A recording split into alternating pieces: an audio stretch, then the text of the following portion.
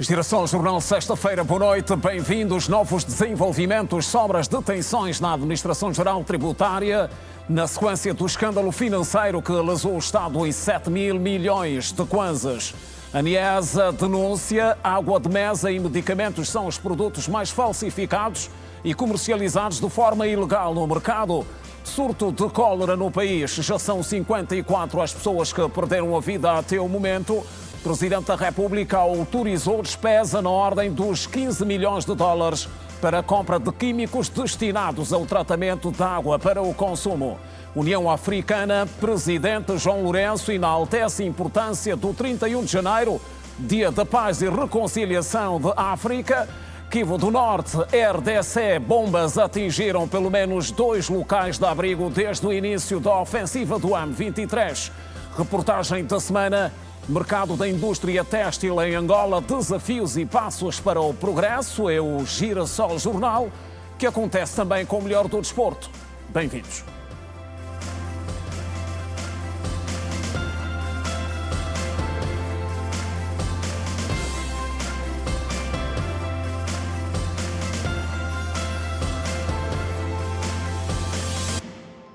Outra vez, boa noite. Em despachos do Ministério das Finanças, publicados hoje na segunda série do Diário da República, foram exonerados Tiago André Gonçalves Cordeiro dos Santos do cargo de administrador da AGT, João Narciso Love do cargo de diretor dos serviços de IVA da AGT e Lugero Elmer da Silva do cargo de diretor de cadastro e arrecadação de receitas da AGT. Entretanto, o Serviço de Investigação Criminal deteve o chefe da repartição fiscal de Longiva, província do Cunene, pelos crimes de abuso de poder, tráfico de influência e também desobediência no âmbito do caso da AGT relacionado com o desvio de 7 mil milhões de kwanzas. O SIC tem realizado várias diligências, um pouco por todo o país, e que até o momento já resultaram na detenção de outros responsáveis e membros de direção da Administração-Geral Tributária.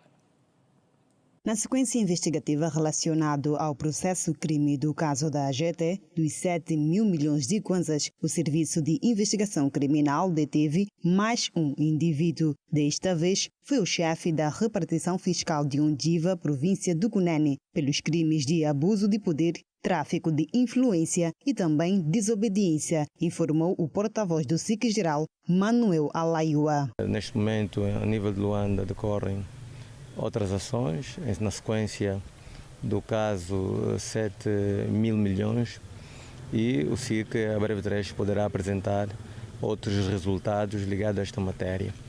Mas também nesta manhã, tanto hoje é dia 30 de janeiro, mediante o cumprimento de um mandado de detenção emitido pelo Ministério Público junto do SIC na província do Cunene, o Serviço de Investigação Criminal procedeu à detenção do chefe da repartição fiscal de Longiva por factos que configuram os crimes de abuso de poder, tráfico de influência e também desobediência. Manuel Alaio explicou também que o eleitava do seu cargo para fraudar as contas de mais de 20 contribuintes. Consubstanciado no facto de este cidadão, usando da sua influência, ter persuadido a direção da AGT e também, junto dos bancos comerciais, desativaram e penhoraram algumas contas de contribuintes daquela região tributária, desobedecendo o despacho e alertas do Ministério Público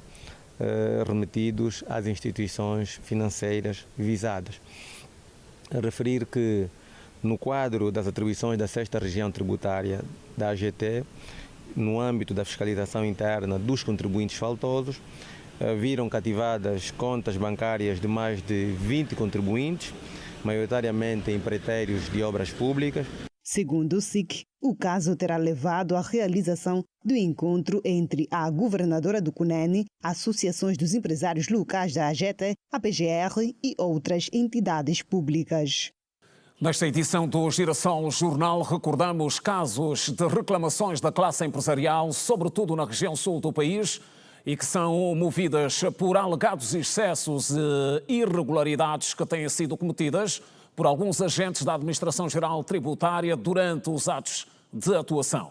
Estamos a falar de cobranças injustificadas e outras práticas que foram associadas à falência de várias empresas.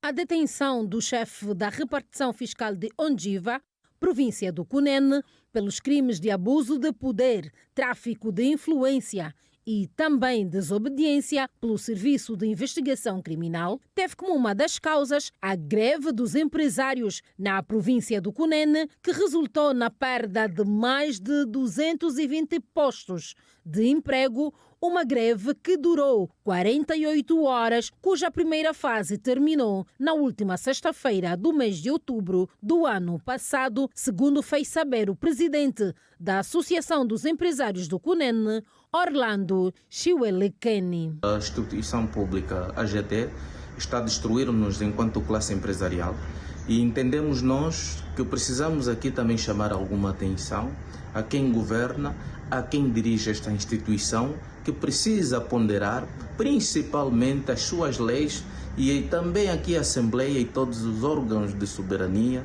verem que o cidadão angolano, não só no Cunene, mas neste momento onde está-se a praticar mais esta lei é no Cunene, está a ser muito abusiva e lesiva ao nosso bem-estar, à nossa dignidade enquanto pessoas.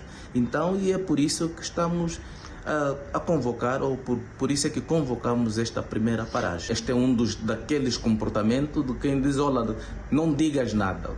Aquilo chegas, olha, tens uma dívida, esta dívida tu aceitas ou não, és obrigado a aceitar, ou então tens uma conta penhorada.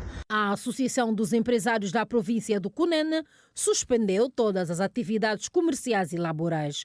Em causa, segundo refere o presidente da associação, estão as atividades abusivas, as cobranças por parte da AGT e os bloqueios de contas que têm violado muitas vezes os direitos dos contribuintes. Cerca de 90% das empresas no Cunene encontram-se com as contas penhoradas, pelo que a classe empresarial naquela província apela para maior flexibilidade por considerar um assunto muito grave. Devido à situação que está a passar a nossa província, que é o bloqueio das contas, bloqueio massivo das contas empresariais, que está a nos deixar aqui sem muita saída de manobra, está a deixar a classe empresarial muito preocupada e nós, como direção dos empresários, também muito preocupados.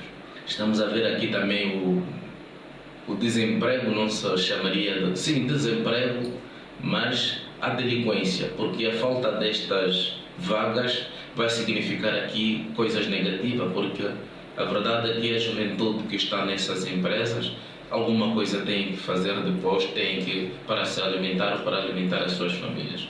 Neste momento já estamos comunicados pelos empresários 220 vagas de trabalho que já se perderam.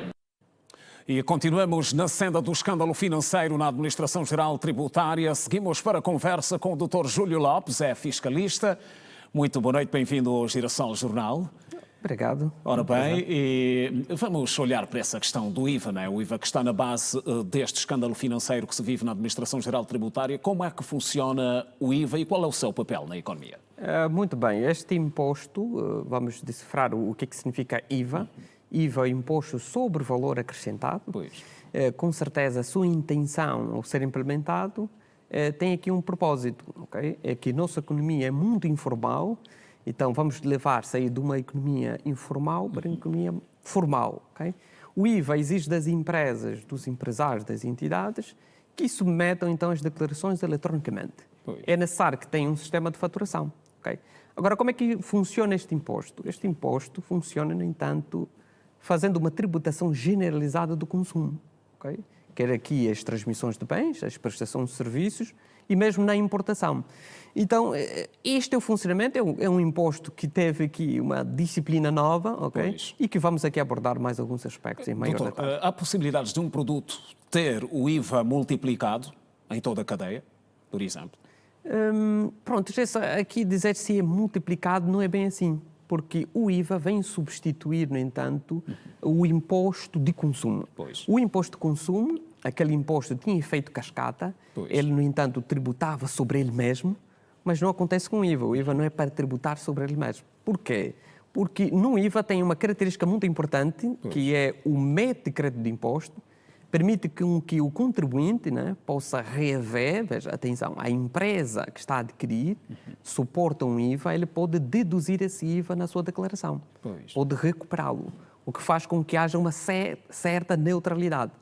Mas pronto, não é bem assim, não é uma verdade generalizada, porque aqueles contribuintes que estão no regime simplificado, eles, veja, aqui o IVA já é diferente, eles vão adicionar o IVA na sua mercadoria. Ao faturar os seus clientes, o produto fica mais caro. Okay? Então, aqui tem um efeito, às vezes, adverso. As intenções são boas na sua implementação. Mas, agora, aquilo que está a acontecer na realidade, estamos a ver que os preços ficaram um pouquinho mais caros. E como funciona o reembolso do IVA? E quem pode beneficiar deste reembolso? Muito boa questão. O reembolso, prontos, aqui no reembolso tem um elemento novo. Porque quando olhamos para o imposto, olhamos mais como um elemento passivo, temos que pagar. O reembolso não, tem um elemento ativo. Quer dizer que o contribuinte é que tem a receber. Isto acontece quando nós temos IVAs liquidados inferiores aos IVAs dedutíveis. Quer dizer que haja até, no caso, o Estado está a dever o contribuinte. Mas quem é que pode, então, ter o direito? Quem pode, no entanto, receber, beneficiar? Há um requisito, existe um decreto para isso, que estabelece os requisitos. O contribuinte tem que ser cumpridor das declarações. Ele tem que submeter a declaração do imposto predial, sobre património, os outros impostos sobre rendimento, como IRT, imposto industrial. Ele tem que ser cumpridor do próprio IVA também. Porque se ele não for um cumpridor, não tem submetido, não tem pago, também não será concedido o reembolso. Na sequência de todos esses passos, todo esse processo, como é que se pode justificar, por exemplo, o caso de aquelas somas terem sido desviadas? Prontos, é o que dissemos, não é? Ok, muito bem. Os sistemas são bem estabelecidos, os processos são criados nas instituições nacionais, mas a questão é o pessoal, o capital humano, pronto, ele pode ser corrupto, não é? Pode vir aqui a aproveitar-se de alguma lacuna, ok? Para então benefício próprio. Pronto, o IVA reembolso significa que temos que ressarcir o contribuinte e eles, por um conluio, pronto, podemos dizer assim, embora está a decorrer as investigações, né? Nós não sabemos tudo sobre o processo, pode alguém, por conluio, vir a abater certa dívida dos contribuintes e beneficiar-se disso. Pronto, algum esquema. Pode-se afirmar que aquele dinheiro, que essas somas resultam do IVA que seria reembolsado portanto, a beneficiários que não tinham conhecimento disso? Pronto, afirmar isso não podemos afirmar. Não conseguiríamos afirmar isso. Por que canais, falando do IVA, seria possível aquele desvio, ou esse desvio de que nos estamos a referir? Porque é que praticamente falhou nesses caminhos todos que fazem o processo? Pronto, a partir da própria Administração Geral Tributária tem de haver maior fiscalização, ok? Falhou a fiscalização. Exatamente, maior fiscalização e também a formação do pessoal. Há um aspecto muito importante que as instituições nacionais devem ter em conta. A ética e a deontologia profissional. Isto é o ponto principal. E este reembolso, na opinião do Dr. Júlio, tem acontecido em Angola, do IVA? Boa questão. E eu posso dizer que sim, tem acontecido. O reembolso tem dois aspectos. Tem o reembolso entregando em numerário, transferindo o dinheiro ao contribuinte, e tem o reembolso por meio de um certificado. É um documento que diz assim, olha, já que você tem dívida com a AGT, não precisas mais pagar essa dívida. Este documento vai acabar, então, compensando esta dívida. Okay? Isto são duas formas de reembolso. Pois, o empresário angolano tem conhecimento deste reembolso ou perde dinheiro para o Estado? Okay, daí o caso desses desvios, por exemplo. Exatamente, mas alguns empresários podem não ter uma literacia fiscal e financeira. Por isso é necessário contratar um contabilista. Podem ser esses casos que facilitam esses desvios, a falta de literacia. A falta de literacia. Que outros fatores é que acha que podem estar na base? Pronto, outros fatores aqui que eu elenquei... Que envolvem a classe empresarial. Que envolve a classe empresarial. A classe empresarial tem que, estar mais unida, mas, no entanto, eles devem criar maiores relações com a ordem dos contabilistas, ok? Para haver maior reforço nesse aspecto. E também para a sua defesa, porque essa classe empresarial, o contribuinte, precisa ser defendida, não é? para que outros homens, outros atores não se aproveitem da sua falta de literacia fiscal. Dr. Júlio Lopes, obrigado por ter vindo ao Girassol Jornal e por esses ricos esclarecimentos sobre o IVA, Imposto sobre o Valor Acrescentado. Contamos tê-lo numa próxima oportunidade. Muito obrigado. Continuação de bom trabalho. A água de mesa e os medicamentos são os produtos mais falsificados e vendidos de forma ilegal em Luanda. A informação foi avançada nesta sexta-feira pela ANIESA, que detectou nos últimos 6 meses 28 pontos irregulares de produção de água de mesa, entre os quais residências e quintas. A água de mesa e os medicamentos são os produtos mais falsificados em Luanda. No caso da água, a Autoridade Nacional de Inspeção Econômica e Segurança Alimentar, a ANIESA, detectou nos últimos 6 meses 28 espaços entre quintais e residências que produzem água de forma ilegal. O que nós estamos a fazer, fizemos primeiro identificação destes pontos, que na nossa avaliação são casas mesmo, são residências, são quintais, pequenos armazéns, e o que nós estamos a fazer é pegar nestes produtos, proceder à apreensão e, naqueles casos mais graves, fazer a sua destruição. Olhando a destruição aqui ou a inutilização é o quê? É olhar para o produto e perceber que ele não obedeceu todo aquele processo de produção de água. Porque a produção de água passa por um processo de tratamento, passa por um processo de limpeza, passa a expressão, até a altura que ele vai em laboratório e é testado para consumo. Só assim é que esta água sai para o mercado. Ora bem, se nós estivermos a fazer este processo artesanal, não vamos usar o laboratório, não vamos usar parâmetros, então aquela água não pode ser consumida de maneira alguma. E ainda mais nesta altura em que nós estamos perante essa situação da cólera. Viana e Cacoaco constam entre os pontos apontados pela ANIESA, onde mais se produz de forma irregular água engarrafada. Quiçá algumas cantinas, mas as cantinas aí já aparecem na perspectiva da revenda. O nosso foco fundamental é ali onde ela está a ser produzida de forma ilegal ou irregular, é inibir a continuidade desta prática. Nós temos aqui vários focos, temos Viana, Cacoaco, temos a zona do Hoje Ainda, enfim. Assim, de uma forma geral, esses pontos estão nestes municípios. Já para o caso dos medicamentos, os antipalúdicos são os mais falsificados e vendidos, sobretudo no mercado informal. O que nós constatamos geralmente são os antipalúdicos.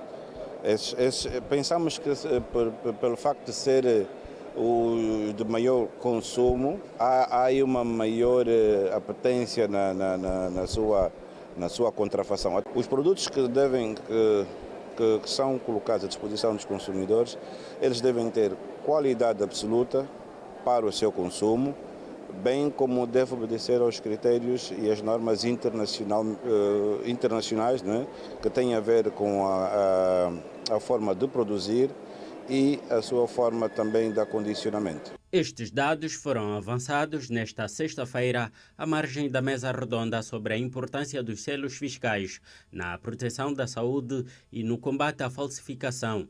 O tema foi promovido pela Expo Profesa, que acontece em Luanda desde o dia 13 de janeiro e que vai até 2 de fevereiro. Durante o debate, ficou patente a necessidade urgente de se alargar a base da obrigatoriedade do uso de selos fiscais para outros produtos. Que é uma necessidade urgente e gritante de alargarmos aqui a base de incidência do Prosefa para outros produtos que até mesmo a plateia que esteve presente hoje confirmou que há uma necessidade de fazer a posição para garantir a segurança destes produtos. Eu vou emitir a minha opinião pessoal. Falou-se aqui da questão que tem que ver com a água. Parece que afinal não sou o único preocupado com isso. Falou-se aqui da questão dos medicamentos e também falou-se dos produtos da cesta básica.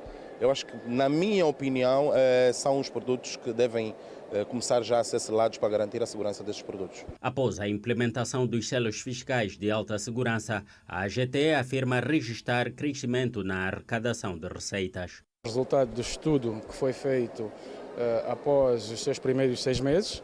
A administração registrou um incremento de 985% naquilo que incide a tributação, naquilo que é a produção nacional de tabacos. De 30% é o que aqui mais se destaca, 35% na produção de bebidas alcoólicas, e dizer que estou a falar da arrecadação de receitas provenientes da produção dessas bebidas. A fábrica de arrecadação do projeto Agrocaminha produz cerca de 2.000 toneladas por ano. A falta de água dificulta o aumento da produção daquele investimento público localizado na província do Icolo-Ibengo e que nesta sexta-feira mereceu a visita do Ministro de Estado para a Coordenação Económica, José de Lima Massano.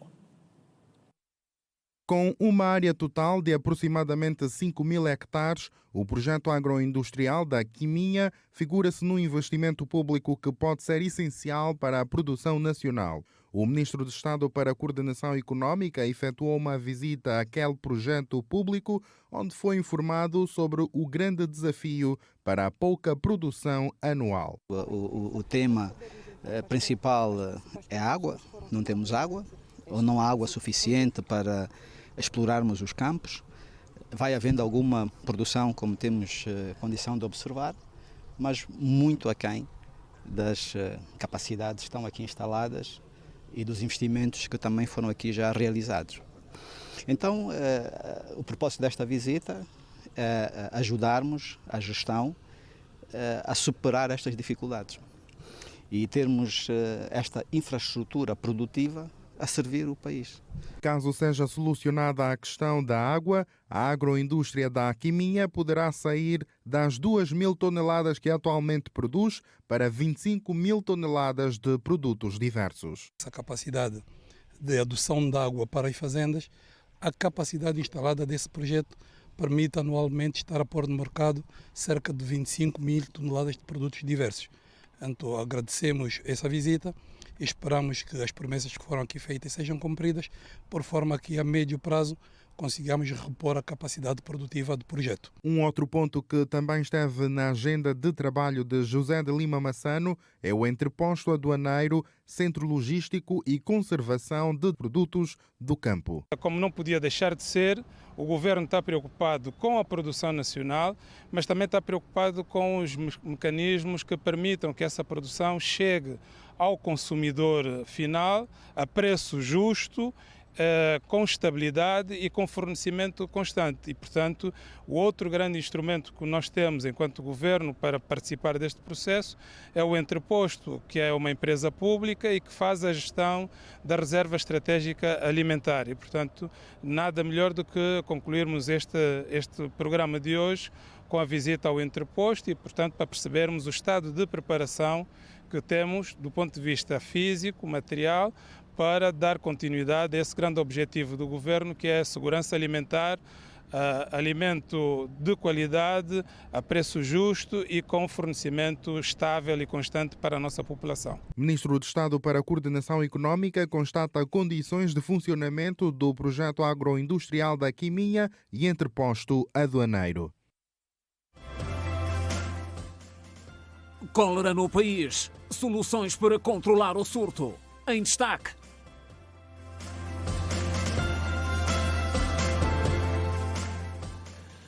Ora, o Presidente da República, João Lourenço, assinou hoje vários decretos a exonerar e a nomear entidades e de cargos públicos em ministérios, empresas públicas, institutos e do Banco Central.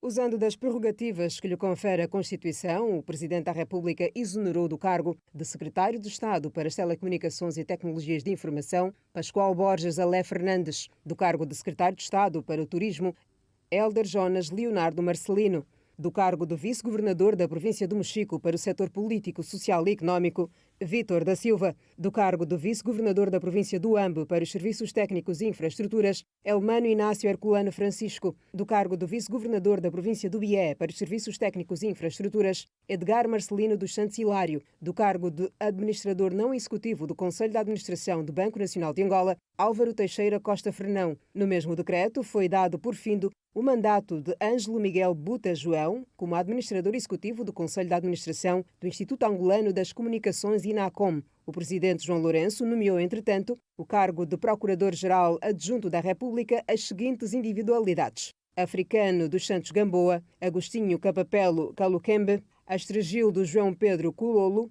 Carlos Manuel dos Santos, Elisete da Graça João Paulo Francisco, Herculano Chilanda, João Valeriano, Luís Ferreira Benza Zanga, Neto Joaquim Neto. Foram igualmente nomeados Marques Correia para o cargo de Secretário de Estado para a Proteção de Objetivos Estratégicos do Ministério da Defesa Nacional, Antigos Combatentes e Veteranos da Pátria, Ângelo Miguel Buta João para o cargo de Secretário de Estado para as Telecomunicações e Tecnologias de Informação, Augusto Laurindo Caliquemala para o cargo de Secretário de Estado para o Turismo, Mário Edilson Gurgel Gavião para o cargo de Administrador não Executivo do Conselho de Administração do Banco Nacional de Angola, Dedaldina Raimundo Manuel para o cargo de Administradora Executiva do Conselho de Administração do Instituto Angolano das Comunicações, o INACOM, Elizabeth Mafo Sapato Ayala para o cargo de Vice-Governadora da província do Mochico para o setor político, social e económico, Edgar Marcelino dos Santos Hilário para o cargo de vice-governador da província do Ambo para os Serviços Técnicos e Infraestruturas, José Fernando Chatuvela para o cargo de vice-governador da província do Bié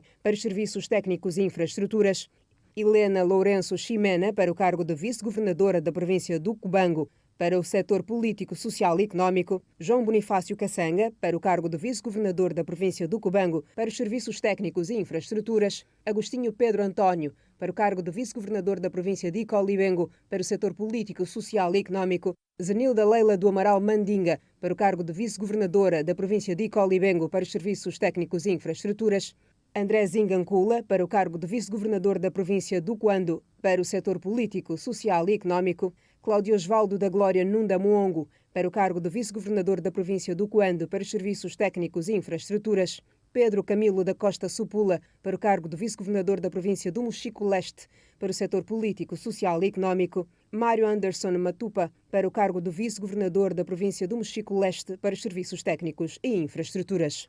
O Presidente da República recebeu hoje em audiência uma delegação de alto nível da cadeia de televisão CNN, com um dos seus vice-presidentes à cabeça, Phil Nelson. No encontro, os executivos da gigante da mídia dos Estados Unidos referiram-se a Angola como um país com boas histórias para contar, pelo que vai permanecer e de maneira crescente no radar da sua equipa editorial. Apontaram designadamente o facto de, muito em breve, Angola assumir a presidência da União Africana na pessoa do seu líder, João Lourenço, o que fará aumentar a reputação e a notoriedade do país. Outro facto marcante que vai enriquecer a pauta editorial à volta de Angola será a celebração dos 50 anos da independência nacional, acontecimento a que a CNN prestará o melhor da sua atenção jornalística. Na conversa do presidente João Lourenço com o vice-presidente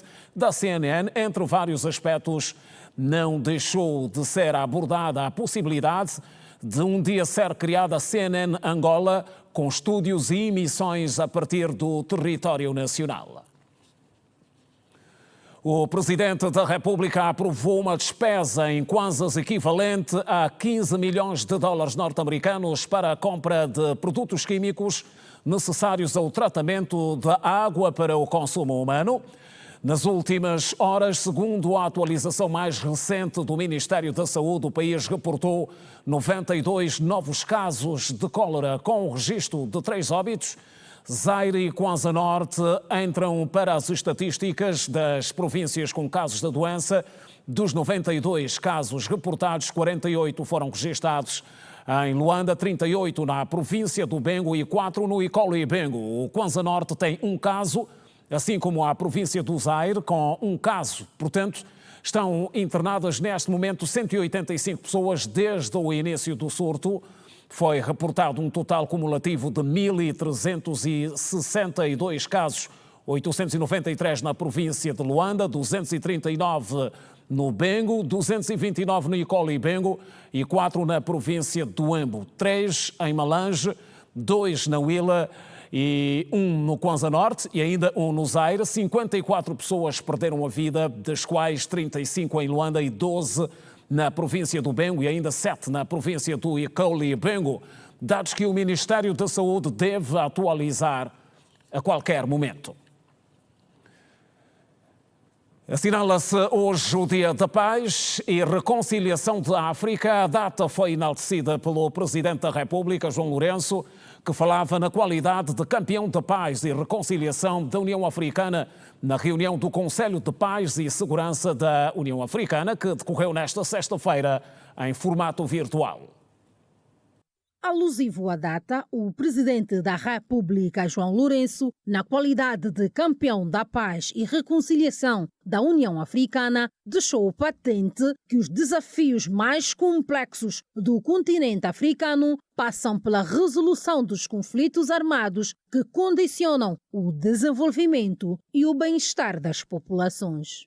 Envolvidas 6 décadas desde o advento da autodeterminação dos povos africanos, constato com grande preocupação que o continente continua a deparar-se com desafios complexos, decorrentes, em muitos casos, dos conflitos armados que afetam seriamente as relações entre alguns Estados africanos e condicionam, em grande medida, o esforço do desenvolvimento e do bem-estar dos povos de África. Irmãs e irmãos africanos. Hoje, uma data significativa para cada um de nós.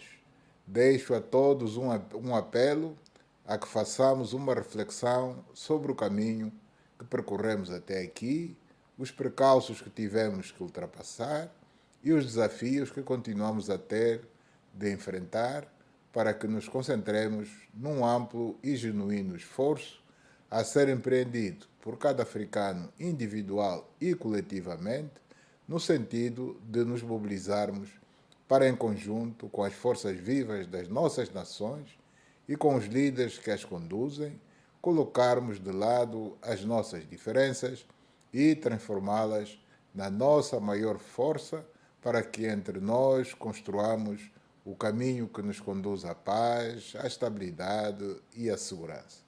João Lourenço apelou aos líderes africanos a trabalharem em conjunto em prol da paz, segurança e estabilidade do continente, principalmente para a resolução dos conflitos no leste da República Democrática do Congo, Sudão e região do Sahel. Continuamos a observar com muita tristeza uma perigosa tendência para pormos de lado, de forma ligeira, os valores da irmandade e da solidariedade africana, e agirmos contra os próprios interesses de África e dos seus povos, criando fatores de instabilidade e de insegurança, por se descurar a força e a importância do diálogo e das soluções diplomáticas como a única via aceitável para dissipar tensões e evitar guerras que geram e agravam a pobreza associada à enorme massa de deslocados e refugiados que daí derivam. Os maus exemplos desta conduta reprovável em África não valorizam homens e mulheres que estão na sua origem, pelo contrário, coloca-os nas páginas menos gloriosas da história da África como os promotores de tragédias humanas a todos os títulos condenáveis. Neste contexto, exorto as lideranças cujo envolvimento direto ou indireto são capazes de fazer a diferença a trabalharem em prol da paz e da reconciliação no continente africano, com especial destaque para o leste da República Democrática do Congo, o Sudão e a região do Sahel, bem como em outras zonas em conflito, privilegiando o diálogo como a melhor via para a resolução das divergências. Irmãs e irmãos africanos, a África com a qual ainda sonhamos e ambicionamos, economicamente forte e socialmente estável, que supere o analfabetismo, a fome e a miséria, que garanta o emprego e bem-estar para os seus filhos e seja efetivamente respeitada no concerto das nações, só poderá ser alcançada com o calar das armas, capaz de impulsionar uma paz e reconciliação genuína e perene. O presidente da República, João Lourenço, falava nesta sexta-feira durante a reunião do Conselho de Paz e Segurança da União Africana, que decorreu em modo virtual para saudar o Dia da Paz e Reconciliação Nacional de África. Ora bem, é sobre a paz em África, nomeadamente sobre a situação na República Democrática do Congo, que falamos a seguir, com novos desenvolvimentos que não se calam. Estamos com o Dr. Nelson de Sousa, especialista em relações internacionais. Professor Nelson, bem-vindo ao Geração Jornal, já é de casa. Boa noite. Boa noite. Ora bem, estamos num dia de grande significado para o nosso continente. Estivemos a ouvir o Presidente da República a referir-se a este 31 de janeiro. E ele fala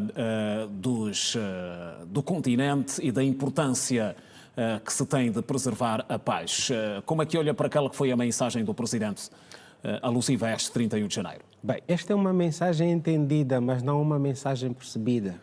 Por isso é que nós ainda continuamos com conflitos em África e com questões ainda de resiliência económica, porquanto, passados esses anos de independência, 60 anos, os países até agora não conseguiram engrenar, não conseguiram estabilizar nem dar a volta aos princípios e às técnicas de economia. Porquanto os Estados africanos continuam sempre dependentes de financiamentos externos para que possam colocar o motor da economia a funcionar e responder às questões sociais das suas nações. O que é que tem falhado concretamente, professor? Bom, acreditamos que mais do que uma questão de técnica, é uma questão de soberania. Porquanto os valores arrecadados pelas nossas nações passam sempre a ser depositados no exterior. Mas mais do que isso, é uma questão dos países africanos eles mesmos poderem traçar as estratégias e montarem os caminhos para o sucesso. Vamos levantar aqui uma questão. A África do Sul, durante muito tempo, foi uma economia exemplar. Não é? O Egito também passou a ser economia exemplar. Vários destes países podem seguir os mesmos caminhos, mas parece-nos que há aqui qualquer dormência de que nós estamos sempre à espera de financiamentos e mais financiamentos e acabamos não nós próprios criar a resiliência necessária para podermos desenvolver as nossas economias, desenvolver a nossa indústria, só para ver que a África nem 5% industrializada está. Uma África que quase que nunca tem dinheiro para investimento, mas tem sempre dinheiro para compra de armas, munições. Bem, compra de arma para poder defender a suposta soberania e o seu território, no caso, mas é uma questão vital. Nós não vale a pena descurarmos. Nós estamos num século que é de guerra e paz nas novas relações internacionais. Aquele Estado que não se capitalizar militarmente será, pura e simplesmente, integrado num outro território. Há exemplo do que estamos a ver de pessoas que querem anexar a Groenlândia, querem tomar conta do Panamá. Tudo é uma questão de geoestratégia, não é? As questões geoestratégicas e as questões económicas estão a dominar as relações internacionais neste momento. Com o desenvolvimento económico, o que é que tem falhado, concretamente? Bem, acredito que a questão... A África não se desenvolve. Se nós não conseguimos controlar a nossa economia, nós não vamos conseguir ter índice de desenvolvimento económico. Só para ver que hoje nós falamos de sustentabilidade sem nem conseguirmos ter desenvolvimento. Como é que tu ousas abordar questões de sustentabilidade sem conseguir ter desenvolvimento? Há aqui qualquer questões de utopia, de imaginações que se acham. Quero dizer, nós, os países africanos, nós, os africanos, temos é que fazer os deveres de casa, já temos técnicos suficientes formados, temos técnica suficiente, temos recursos humanos suficientes, o que passa é que nós temos que lapidar essa matéria-prima, não é? Porque nós vendemos tudo a bruto, tudo a grosso. Quer dizer, o problema hoje que nós vamos encontrar, e que daqui a pouco vamos abordar, tem a ver com essa incapacidade de nós reproduzirmos os produtos. Passo o pleonasmo aqui, quer dizer, se nós próprios não conseguimos tratar a matéria-prima na sua cadeia por falta de indústrias, os países que têm a cadeia de indústrias montada, evidentemente que passarão a dominar a nossa economia. Depois, todos os países hoje estão quase pura e simplesmente, vou usar um termo que em relações geralmente não é muito elegante, mas as economias estão sequestradas. Professor Nelson, para o caso específico do Sudão e da RDC, há razões objetivas e vitais para a guerra? Há razões. Uma das razões é, hoje o mundo necessita de muita matéria-prima vital para as grandes potências. E essa necessidade de mais matéria-prima que a África consegue aportar durante esses anos todos, uma das motivações que levou à territorialização da África, que levou que as economias mais pujantes naquela altura, as potências daquela altura, pudessem então vir-se territorializar na África em função da matéria-prima que a África produzia, tanto madeira e os minérios e todos os outros minérios. O que é que acontece aqui? Vamos ver, questão vital, porque às vezes a problemática do Congo, com Ruanda, o Sudão, as pessoas não percebem bem. É uma questão pura e simplesmente de territorialização. Os grandes minérios necessários para as grandes indústrias, para produzir hoje grande tecnologia, porque a competição hoje está na tecnologia, porque é a tecnologia que te dá a porta para melhorar o teu material militar, para melhorar a tecnologia de comunicação e informação. Está onde? Está em África, principalmente onde? No Congo, um território imenso, com enorme população, com problemas sociais, e onde é que se passa a fazer? Passa-se a explorar o populismo. O que é que o populismo ataca? Ataca a incapacidade dos Estados não terem passo pleonasmo, capacidade de atender às necessidades do seu povo. É o que gera as instabilidades, quer dizer, e dá uma oportunidade e aliciamentos àqueles descontentes para criarem grupos rebeldes e desestabilizarem esses países. Para facilitar o quê? Para facilitar a extração dessas matérias raras que essas grandes economias necessitam para o desenvolvimento tecnológico. Na RDC a situação agravou. Angola é o país mediador, na pessoa do presidente João Lourenço, que começa oficialmente amanhã praticamente a liderança na União Africana. O que é que pode mudar neste contexto de guerra? Primeiramente, desejar ao presidente da República, que passará a dirigir a União Africana, que Deus lhe ilumine, porque é preciso estar iluminado para dirigir uma União Africana que parece haver concertação. Eu tenho usado uma expressão que digo, é preciso civilizar consensos e dissensos. É preciso harmonizar isso, porque nós vamos ver ações, estamos a ver ações contra o presidente angolano.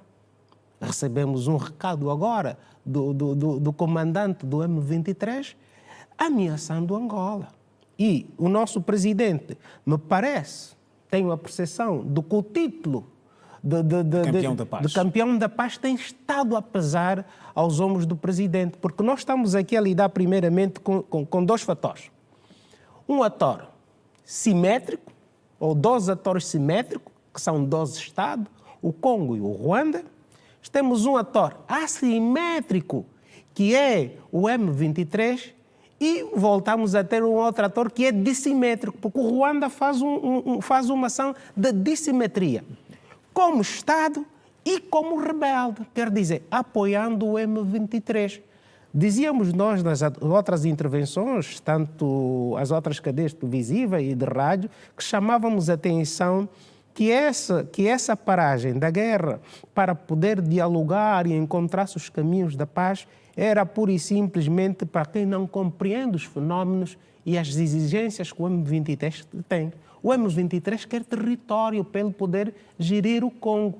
Eles querem dividir o Congo. Eles não querem integrar-se como um partido político e poder concorrer a eleições no Congo, porque o ambiente para tal foi criado, mas a ambição não é esta. Nessa perspectiva, ainda a olhar para a União Africana, como é que acha que o Presidente João Lourenço poderá lidar com esta situação do Ruanda? Bem, o Presidente João Lourenço, esta é uma situação melindrosa, porque quando nós temos atores dissimétricos e assimétricos, porque nós temos as grandes multinacionais que patrocinam o Ruanda para poder criar essa dissimetria e assimetria, porque não é um exército regular, o M23, não é um exército regular.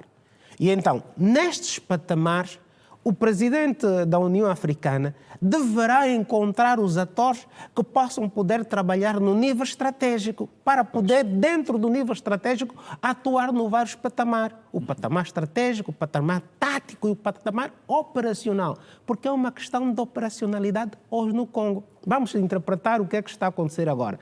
Como é que é possível, com mercenários estando lá, e se consegue em poucos dias entrar para uma capital e poder desmontar um exército como está, não é? Com mercenários e tudo, deporem armas. Quer dizer, não se percebeu que os mercenários que estavam do outro lado tinham contacto também com o outro lado. E foram o quê? Foram recrutados por bandeira para poder criar essa desmotivação no exército congolês. Então nós temos aqui grandes fatores. O presidente da União Africana, em concertação com os outros Estados, possam encontrar, chamar à mesa o presidente Paul Kagame do Ruanda, o presidente Tshisekedi, e poder se alinhavar com o presidente do Uganda também, porque nós estamos a esquecer o Uganda. É preciso incluir o Uganda na mediação para poder facilitar o entendimento com o M23, porque eles vêm desses dois países. Exatamente, professor Nelson. Rapidamente aí é só perguntar ao professor como é que o país pode sofrer com esta guerra na RDC? Bem, já para concluir assim o país pode sofrer com esta guerra e atenção no que vou dizer. Está iminentemente uma intenção de ataque a Angola. Para quê? Para impedir que Angola não entre dentro do jogo. Nós deveremos ter as nossas tropas em prontidão. O Ruanda fez um exercício de deslocar tropa até Moçambique, estava a preparar esse exército para criar uma situação no Congo e Angola. Ou seja, há sinais claros de que Angola deve preparar-se também para a defesa. Angola não deve se preparar, já deve estar preparada. Em questões de guerra, Angola já deve estar preparada, porque qualquer país que é motor, que é um país diretor na sua região, nunca deve estar impreparada. Por isso é que os Estados Unidos encontram sempre um motivo para arranjar uma ação ali para a tropa estar sempre em prontidão. O Ruanda pensa que Angola não está em prontidão. Muito obrigado, professor Nelson, obrigado por ter vindo ao Girassol Jornal. Muito obrigado. Até uma próxima. Até a próxima. Ora bem, seguimos para o primeiro intervalo da noite. Voltamos a seguir. Continue ligado ao Girassol Jornal. Até já.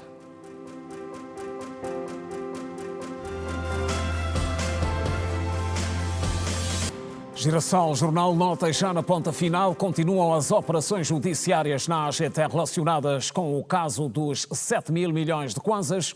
O SIC deteve na tarde de hoje o diretor do IVA da AGT. Entretanto, as autoridades dizem que as operações de investigação continuam. Noutro caso, foram detidos o diretor de gabinete do Gabinete-Geral do Serviço de Migração Estrangeiro e a chefe do Departamento dos Recursos Humanos do SME, suspeitos de crimes de associação criminosa e fraudes. E mais 3 pessoas morreram de cólera nas últimas 24 horas, 2 em Luanda e outra na província do Bengo. Estes dados constam no reporte do Ministério da Saúde sobre as últimas 24 horas, que dá conta de novos 87 casos, sendo 40 na província de Luanda, 36 no Bengo, 4 no Icolo e Bengo e 2 na província do Zaire. Cumulativamente estão registados até o momento 1.459 casos, 178 pessoas estão atualmente internadas com cólera. Agora a reportagem da semana, que olha hoje para os desafios da indústria têxtil em Angola. Um retrato detalhado sobre o nível de progresso, referências e competitividade, mas não deixamos de parte as opções que o nosso mercado oferece nos dias de hoje. A reportagem tem a assinatura da Susana Ângelo.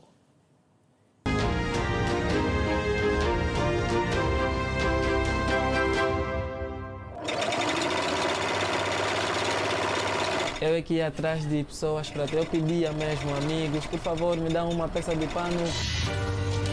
Numa esquina, nas principais ruas e até avenidas, lá estão os ateliês e alfaiatarias. A preferência de quem vai ajustar uma ou outra peça, mas também de quem gosta de vestir sob medida. E não é sobre marcas, mas caimento, ou seja, o quanto a roupa valoriza o corpo. Nós queremos, às vezes, a coisa do nosso gosto, da nossa vontade, consoante o nosso perfil, bem ajustado, com os meus detalhes. Por isso é que nós agora optamos pelos alfaiates. Antes, nós estávamos a ignorar esse tipo de trabalho. Hoje temos grandes profissionais, pessoas sérias que, quando estão na máquina, vou dizer, eles se perdem. E quando saímos dali, há quem diz assim, esta roupa veio de fora, mas não, foi feito mesmo cá, com os grandes profissionais que nós temos. O sinal claro de que o setor têxtil renasceu e cresceu em Angola, tornando o mercado mais competitivo. Nós conseguimos ver muitos jovens agora focados na costura e vai aumentando a possibilidade de trabalharmos mais e vai aumentar também naquilo que é a nossa cultura africana, vai levar mais à frente o nosso nome também. Só conseguimos ter essa apetência dos nossos clientes em querer os nossos serviços made in Angola, porque hoje já conseguimos ter várias ofertas dentro do mercado que consiga satisfazer a necessidade e o gosto de cada um dos clientes. Então acho que tem sido saudável e um mercado ainda extremamente vasto, porque estamos a falar prioritariamente em Luanda ainda, então nós precisamos também começar a ir para outras províncias.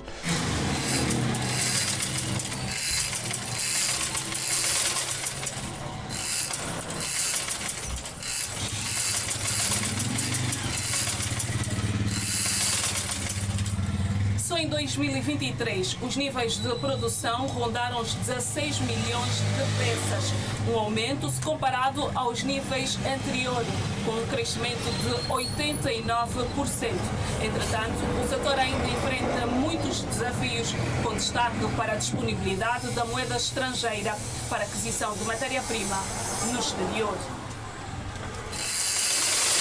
Podemos dizer 90% daquilo que nós produzimos a nível de matéria-prima ainda tem que vir do exterior.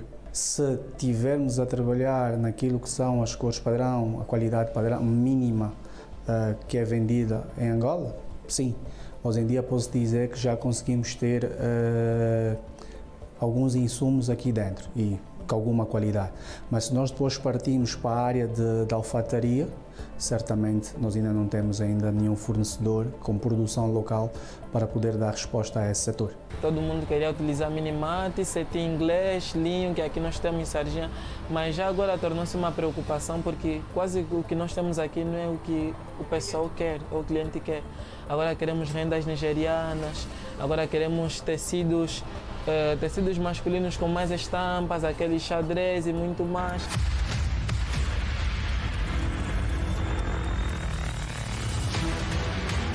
Há quem descreve o cliente angolano como exigente e, por isso, também se defende maior valorização do que se produz em Angola. Nós trabalhamos com 4 níveis de qualidade de tecido. Nós temos os tropicais, que são os tecidos nossos fatos mais económicos, com tecidos de qualidade polo, algodão, viscose e algumas vezes com elastano. Depois temos a representação da Gazaba Milano, que é uma linha de tecidos italiana, com base prioritária no Dubai. E depois temos também a representação da Drago, que é também um tecido italiano, qualidade Super 130 a Super 160.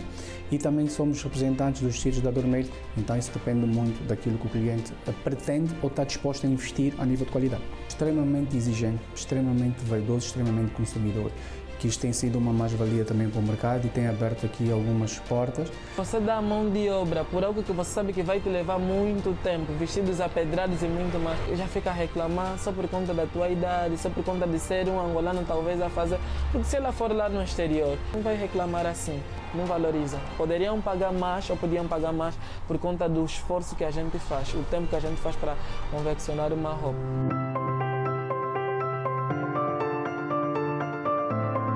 Um setor de milhares de postos de trabalho e que garante o sustento de muitas famílias. Meu patrão me ensinou tudo, como CIMED, a medição de tecido, aprendi tudo aqui, a dar sugestões nos clientes, também aprendi aqui tudo o que eu sei. Aqui ganhei o gosto pela contabilidade, gestão e a costura também. Eu estou a fazer curso de corte e costura, também ganhei esse gosto da costura. Faço cortinas, dou na minha tia, vai vender. As pessoas que trabalham comigo, né, antigamente não tinha, agora já tenho, porque temos que acrescentar na mão de obra, uma vez que agora produzimos muito mais do que fazia antes. Antes trabalhava sozinho e já agora já não tem como trabalhar sozinho, porque há muitas solicitações. Cetim cristal e o sablé são os tecidos mais procurados. Este cidadão oriundo da Guiné é comerciante há 7 anos. Garante que hoje, para si, trazer a mercadoria ao país já não é desafiador, mas assinala perdas significativas. O tecido vem com furo, às vezes não vem uma medida certa, tem sempre uma falha. É vender um preço mais barato para disfarçar. Firmar-se no mercado de venda de tecidos não foi fácil, já que falava apenas o francês.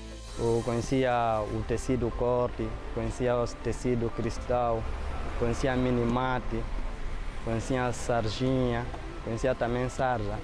Mas a diferença é só a língua, sim, porque aquela língua francês e língua português. Quando o cliente me perguntava que era o minimate, porque está escrito, eu dava conta que é minimate.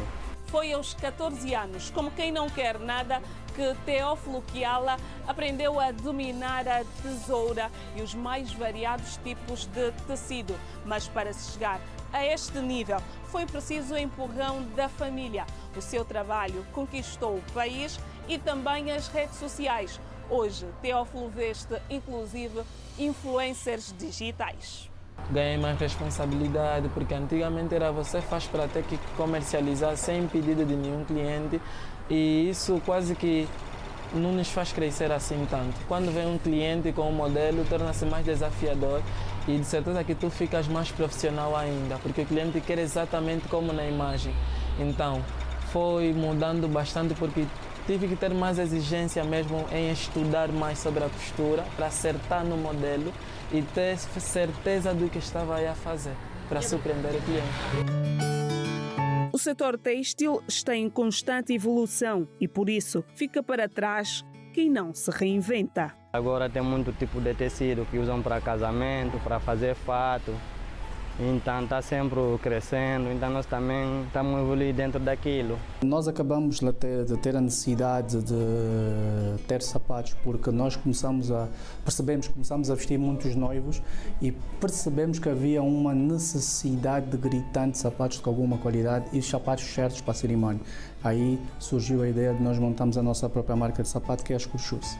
E no fim das contas, para se ser um costureiro ou estilista de referência, é fundamental que, primariamente, qualidade e comprimento de tempo, prazos, é o tema crítico. Conhecimento da matéria, porque senão você vai estar a fazer roupas sem acabamentos perfeitos, e isso só vai diminuindo mais na credibilidade do trabalho.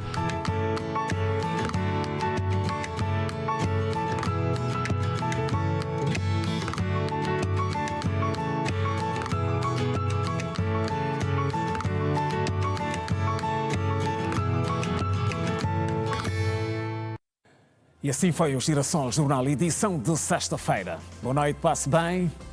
Até a próxima.